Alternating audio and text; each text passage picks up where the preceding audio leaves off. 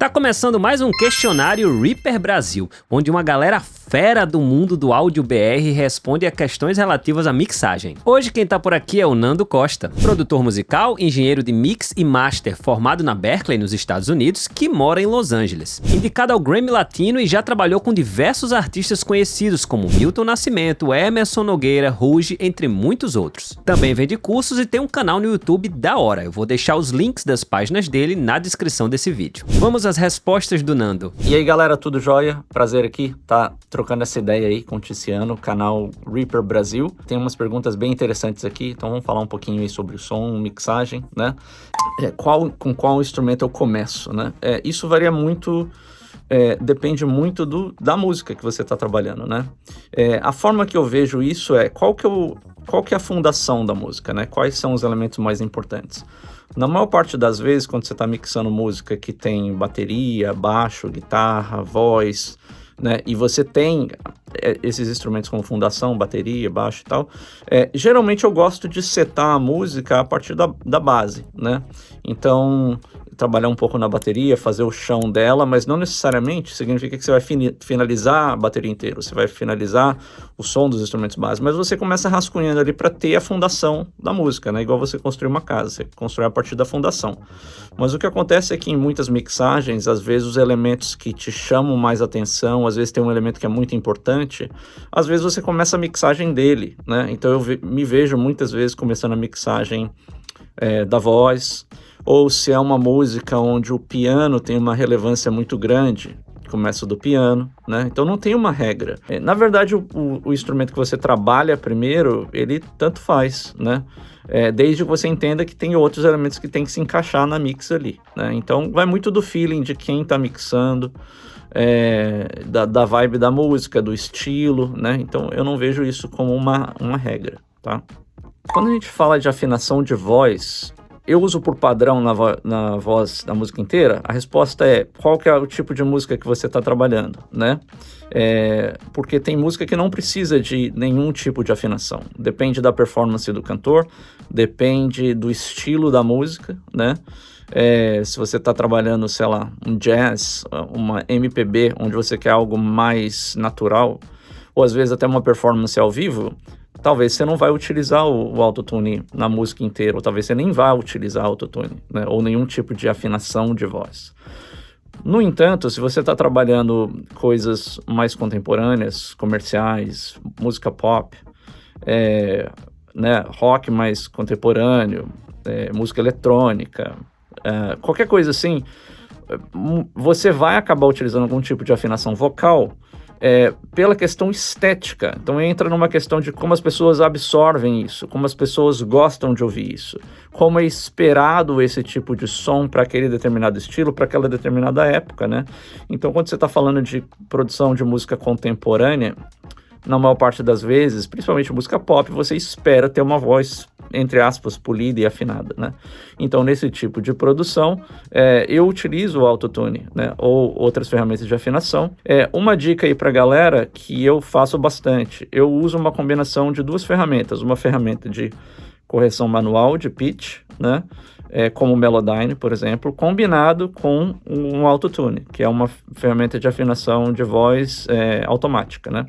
Então a forma que eu faço eu uso na sequência um Melodyne antes e um autotune depois.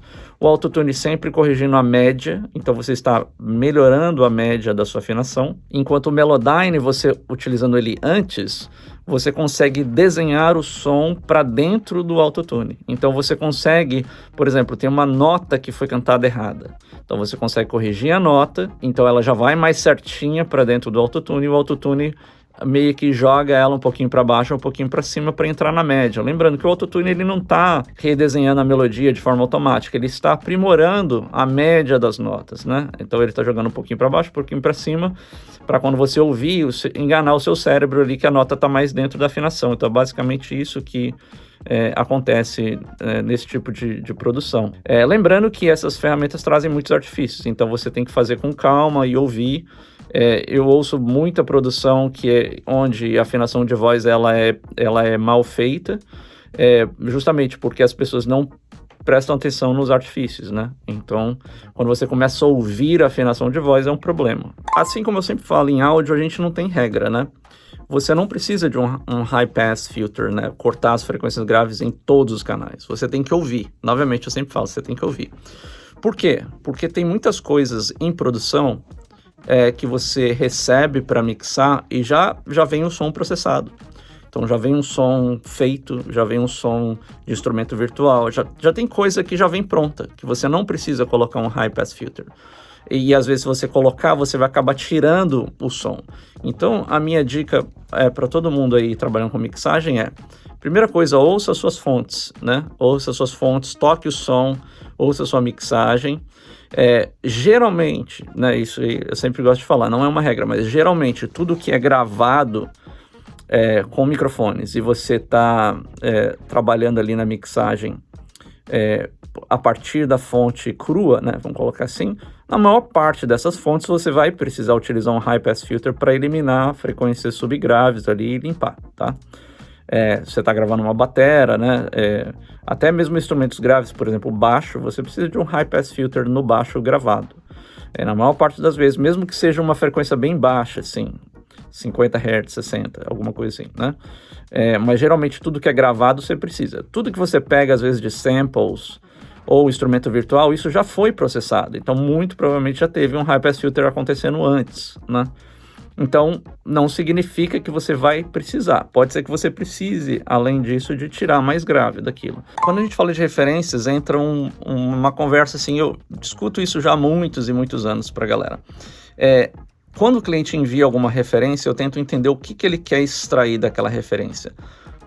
Na maior parte das vezes não é tipo, eu quero que a minha música soe exatamente igual a isso, porque isso não, em primeiro lugar, nunca vai acontecer, né?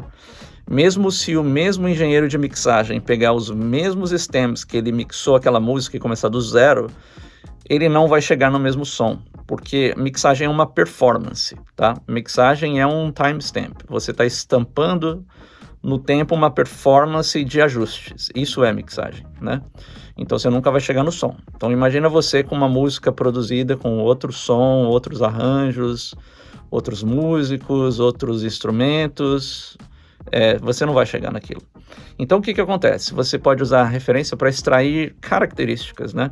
Para meio que, entre aspas, você fazer um briefing da situação e entender, ele gosta dessa música porque a voz tem esse tipo de delay e a bateria ela tem um som um pouco mais velado. Então você está extraindo características da referência e a partir disso, beleza, entendi. Então agora eu vou lá e mixo. Quando eu estou mixando, raramente eu vou ficar tentando colar na mixagem, né? Eu particularmente não mixo com referências, né? A maior parte dos trabalhos que eu pego para mixar, as pessoas mandam, né? Os meus clientes mandam e tipo, mixe. E baseado no que você fizer, a gente vai conversar, avaliar, fazer ajustes. Eu acho que essa é a melhor maneira de se trabalhar, porque isso te liberta criativamente, né? Você tentar trabalhar em algo para estar colando o tempo inteiro, para mim não faz o menor sentido, porque você não está trazendo o melhor para a música que você está mixando. Essa é a primeira coisa, né? Você mixar com referências, você não vai conseguir extrair o melhor da sua música. Você só consegue extrair o melhor da sua música quando você ouve, você entende. E você entende de que para cada som você precisa um tipo de efeito, de processamento, e isso vai criar a sua mixagem.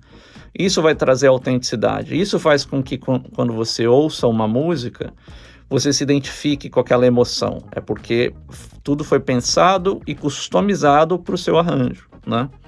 No entanto, referências são coisas muito boas para você entender uma estética, para você pegar ideias, para você estudar, né? Eu uso referências para estudar muito, né? Eu gosto de ouvir muita música para entender as estéticas, o tipo de voz, o tipo de bateria, o tipo de arranjo, o tipo de reverb, né? Delays, espacialização, a estética de masterização. Isso tudo é fundamental, você ouvir referências, estudar muita música de todos os estilos, né? Mas quando você está mixando, meio que a forma como eu vejo você tem que mixar, você tem que fazer soar bem. Quando eu estou trabalhando mixagem, sim, a maior parte do tempo eu estou conferindo em mono, tá? Eu não mixo em mono. Por quê? Porque o produto final não é mono. Então, eu preciso mixar em estéreo. No entanto, as pessoas confundem muito isso. Na verdade, você tem que ser uma mix que seja, o termo certo seria monocompatível. Ou seja, a mix performa bem em mono, né? E você consegue aprimorar sua mix de forma radical quando você faz isso, né? Para evitar problemas. Tem muitas mixes que eu pego às vezes para masterizar que tem problema de fase, que o mixador não prestou atenção e tem synth fora de fase, ou tem teclado fora de fase, ou coisas do tipo, né?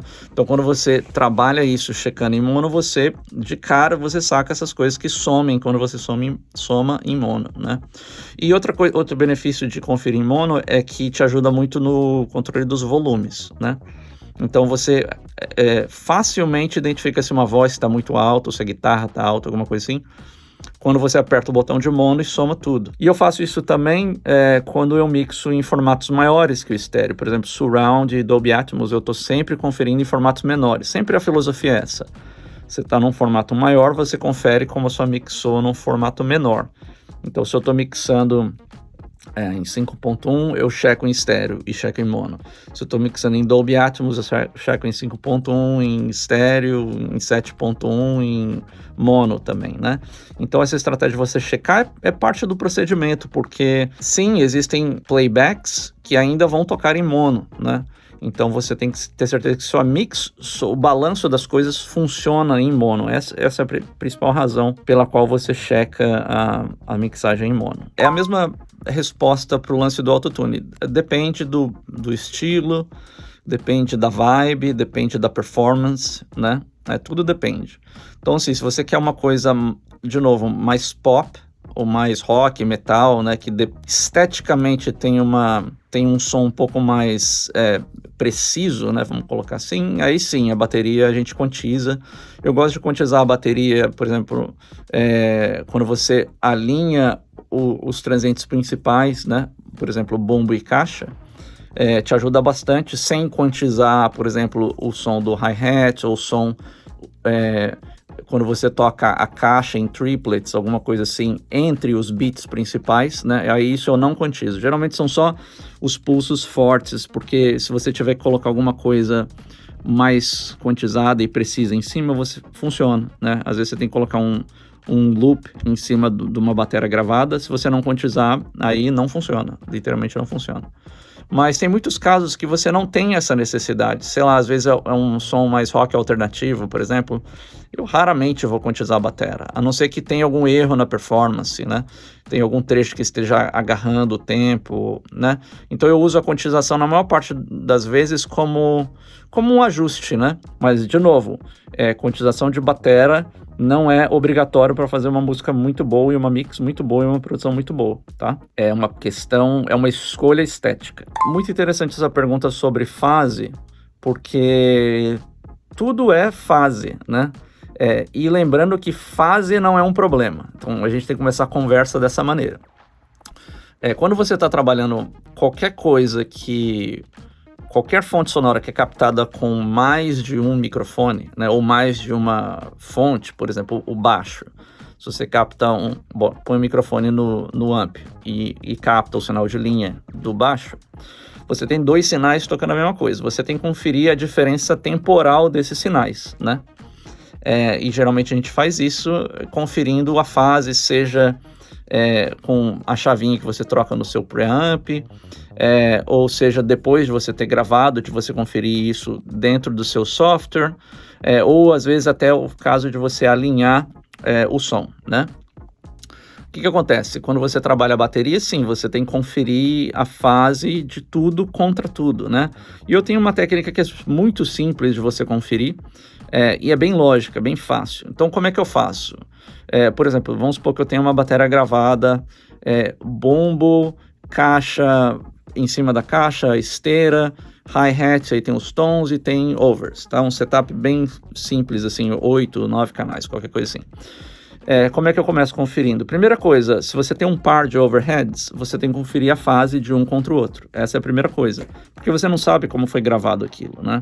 Se foi gravado com uma técnica XY, par espaçado, ou mid-side, ou RTF, o que quer que seja. Você tem que conferir porque você não sabe. A não ser que o engenheiro te fale e você consiga confirmar ali. Mas geralmente eu confiro over contra over, né? Over da esquerda contra o over da direita. Então, ver se eles estão batendo, estão mais em fase.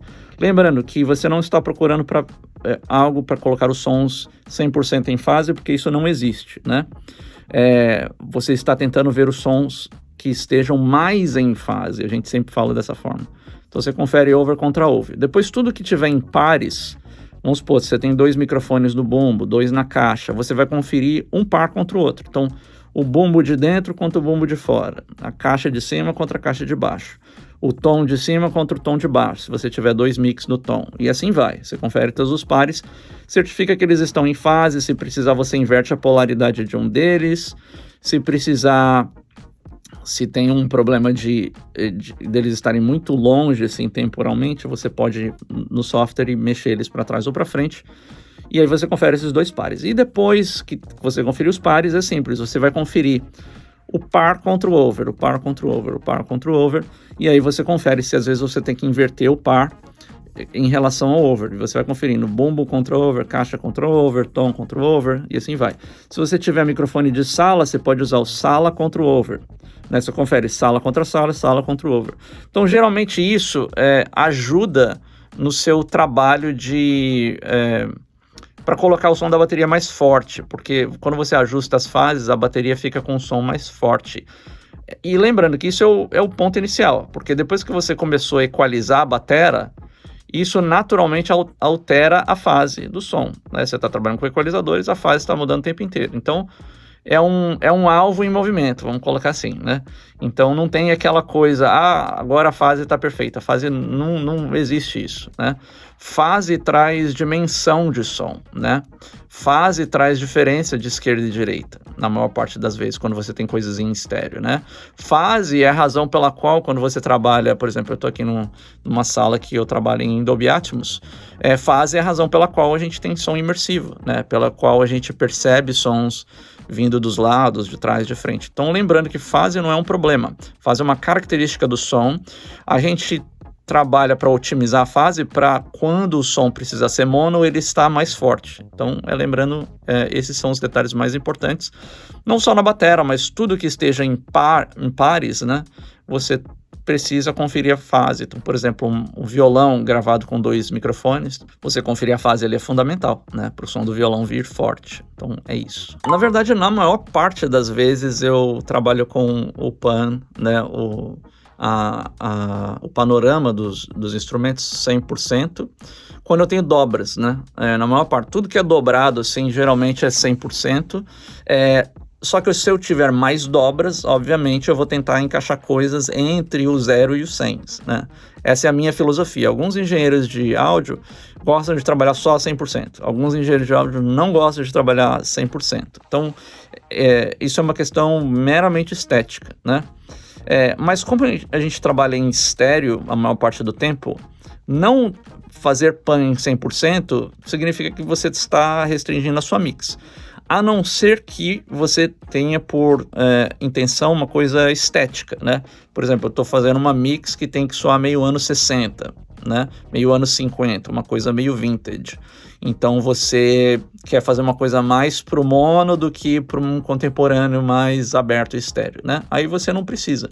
Mas geralmente isso ajuda na separação da sua mix, ajuda muito você ter espacialização e descongestionar também a soma dos instrumentos. Agora, se você tem uma música que tem um arranjo muito cheio, né? Então tem muitas guitarras, violões e teclados e tudo mais, então muito provavelmente você vai precisar de trabalhar alguns elementos com pan aberto a 100% e outros com pan mais fechado para você achar visualmente, né, representação desses elementos na mix, tá? Esse tópico é um tópico muito legal, que é inteligência artificial, né? Eu, lá no meu canal no YouTube, eu já fiz alguns vídeos falando sobre inteligência artificial. inclusive com alguns especialistas na área de inteligência artificial. E só um comentário à parte. Antes de eu trabalhar profissionalmente com música e áudio, né, eventualmente, eu estudei ciência da computação e eu desenvolvi um projeto de AI, né, de inteligência artificial, como meu projeto final de curso na época da faculdade. Então, eu tenho esse background de conhecimento de inteligência artificial e lembrando que a gente está falando de Suno, Moisés hoje, e as pessoas veem isso como uma coisa, né, super nova e reveladora e tal, mas lembrando que inteligência artificial é algo que já é velho, né? Já é algo que você volta nas pesquisas nos anos 50, já tinham pesquisas dentro dessa área, e o único lance é que a gente não tinha poder computacional até chegar nos dias de hoje, né? Nos últimos anos aí com processamento, enfim, a gente ter coisas no cloud para processar e proporcionar que as pessoas tenham esse tipo de recurso, né? Em termos de áudio, separação de stems, essas coisas, né? Então, como que eu vejo a inteligência artificial e essas plataformas, né, Suno, Moisés e tal? Lembrando que a gente tem frentes diferentes de softwares ou aplicações de inteligência artificial. Uma delas é o que a gente chama de ferramentas de inteligência artificial, que, novamente, não são coisas novas, né? Então, se você está falando, por exemplo, do Moisés, né, ferramentas de separação de stems, que são coisas que funcionam muito bem, você utilizar isso como uma ferramenta, eu acho fantástico. Você ter isso... você tem diversas ferramentas no mercado que já estão aí há muito tempo, que já trabalha com inteligência artificial, né? As ferramentas da Isotope, por exemplo, já tem um bom tempo que utilizam mecanismos de inteligência artificial para separação de sons e para correção de defeitos no som, né? E você tem ferramentas mais contemporâneas, tem essas plataformas também, que eu acho que como ferramentas de ajuda, né, para o engenheiro, acho que são fundamentais. O Suno, ele vem mais com outro lado da inteligência artificial, que é o que a gente chama de inteligência artificial generativa, que é a criação, né? E, na minha visão, eu acho que existe uma aplicação para isso muito legal, tá? Por exemplo, eu estava trabalhando num filme há pouco tempo que a gente precisou de ter uma ideia para uma música dos créditos finais e enfim, o deadline chegando e aqui que a gente vai usar, tem alguma música e tal. A gente fez fez um prompt para uma música no Suno e para ter isso aí como um ponto de partida para uma ideia, e funcionou super legal. Então a gente pega aquilo ali como uma sugestão, como uma inspiração, e aí produz ou desenvolve algo baseado naquela ideia, otimiza o processo. Se você tem algum outro artista para produzir a música, você manda, isso aqui é mais ou menos a ideia que a gente pensou para você fazer um arranjo, uma música para encaixar naquilo ali. Então eu vejo o Suno como uma ferramenta excelente como brainstorm, assim, né? Como criação de ideias. Agora você já tem recursos que você cria aquilo ali no Suno, você pega os stems e parte dos stems, né? Mas assim como você pode entender, eu acho que isso funcionando como uma ferramenta, eu acho excepcional. Eu não vejo isso funcionando como um produto final, entendeu? Por quê? Porque, querendo ou não, nós como seres humanos, a essência do ser humano, a nossa essência, principalmente trabalhando com arte, você quer ter controle sobre algo, você quer ter customização. E todas essas ferramentas de inteligência artificial, por mais que você digite seu prompt e você peça as coisas, você não tem um poder de customização, a não ser que você pegue o que ele gerou, você desmembre aquilo e você faça o que você quer, né? E isso vai demandar o seu trabalho, entendeu? Então eu acho que o grande lance é você entender todas essas ferramentas como auxiliadores do nosso trabalho, né? E aí a pergunta também tem a ver, essas ferramentas vêm para nos ajudar ou tirar o trabalho? Eu vou dar um exemplo muito claro que eu acho que vai tranquilizar muita gente aqui. Eu trabalho com masterização há muitos e muitos anos, né? Existem algumas ferramentas online, uma delas é o Blender, tem o eMastered. Agora você vê, até mesmo a Waves tem o próprio serviço de masterização online, vamos colocar assim, né? Isso é um serviço que já estão aí há mais de 10 anos, tá? Faça as contas ou pergunte, né, para quem trabalha com áudio nessa área, quantos engenheiros de masterização perderam seus trabalhos ou perderam suas demandas por conta dessas ferramentas online de masterização. Eu posso afirmar 100%, a resposta é zero, tá? A resposta é zero. Eu tenho masterizado mais do que nunca, senão eu não teria mais trabalho de masterização. E por que isso acontece? Porque existe uma aplicação para isso, que se a pessoa é um músico, um produtor, não tem tanta experiência, a ferramenta pode te dar um resultado rápido ali que vai funcionar bem legal e é bem consistente. Ok. Você é um artista que está lançando a sua música, muito provavelmente você não vai colocar sua música numa dessas plataformas e ter aquele som, entre aspas, masterizado e colocar para o mundo ouvir. Por quê? Porque não tem uma curadoria, não tem uma experiência de um profissional envolvida para poder ouvir, às vezes até analisar a sua mixagem e falar, sugiro você ajustar isso na mixagem por causa disso, isso vai melhorar o seu produto final na masterização. Então, existe uma curadoria, existe uma experiência, existe uma customização específica para sua música que não existe quando você faz um produto através de uma caixinha que você coloca ali e sai um resultado pronto, né?